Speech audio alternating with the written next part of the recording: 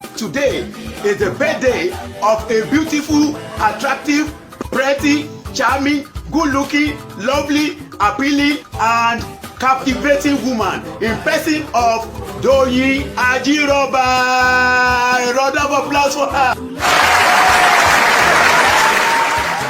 Ìwọ lọmọ wọn ní wàrà Ìjẹ̀ṣà, ọmọ ìwàrà àjílà, ọmọ àlémọ̀rọ̀ àwẹ̀, ọmọ ẹ̀bọ́fín ìwòye Ìjẹ̀ṣà, nílé fádà ìró, nílé ìyá bàbá tó bí ẹ lọ́mọ, ọmọ ìwòye dúdú níbi à ń ṣòkun, ilé Fátòdù ní Ìjẹ̀bú-Jẹ̀ṣà, nílé great grandmother Ìjẹ̀bú Ègbòrò, ọmọ awúre fàṣẹbarun.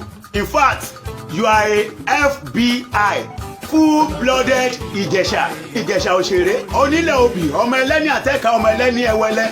Ìjẹ̀ṣà mọ́dù àpọ̀nàdà, ọmọ wa, ọmọ ẹkùn.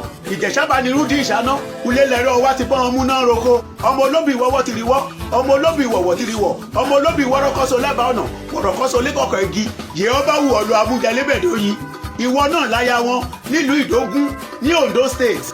Màmá Olúwaṣìndára Adéọlá, màmá Tolúlọpẹ́ Esther, màmá Ọpẹ́yẹmí Emmanuel, aka Imasax, màmá Goodness and Mercy. Your children said that I should tell you that things do change with time, but your love remain the same forever. Your love is plain and pure, which makes you unique and dearest to them. Today, your birthday, you are thanking God Almighty, your Creator, who created you a living creature without receiving lecture from any instructor, and secure you by the power in His scripture.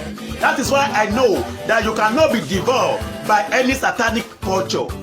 Therefore, happy birthday to you once again. Ìgbà ọdún kan ni. More years, more blessing. More years, more glory. More years, more achievements.